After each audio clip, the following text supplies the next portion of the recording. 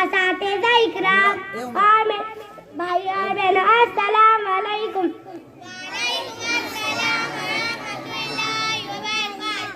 पंद्रह अगस्त 1947 को हमारा मुल्क आज़ाद हुआ था। इससे पहले हमारे मुल्क में अंग्रेजों का कब्जा था। वो हम पर बहुत जुल्म करते थे।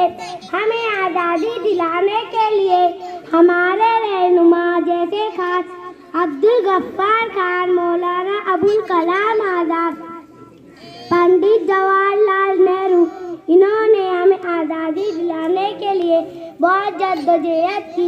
इसके बाद हमें आज़ादी मिली। इस लड़ाई में हर जातों मजहब के लोग शामिल थे। इसकी वजह से हमारे मुल्क को आज़ादी मिली।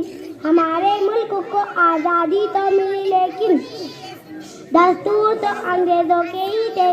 फिर हमारे मुल्क के रहनुमाओं ने दस्तूर बनाए। ये दस्तूर 26 जनवरी 1950 को अमल में आए। इस तरह हमारे मुल्क को मुकम्मल आज़ादी मिली। 15 अगस्त 1947 को हम तिरंगा परचम लहराते और झंडे को सलामी देते।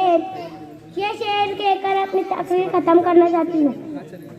इतनी सी बात हवाओं को बताए रखना, इतनी सी बात हवाओं को बताए रखना, रोशनी होंगी चिरागों को जलाए रखना, रोशनी होंगी चिरागों को जलाए रखना। लहू देकर की है जिसकी हिफाजत हमने की, ऐसे तिरंगे को हमेशा अपने दिल में समाए रखना। Very good, very good.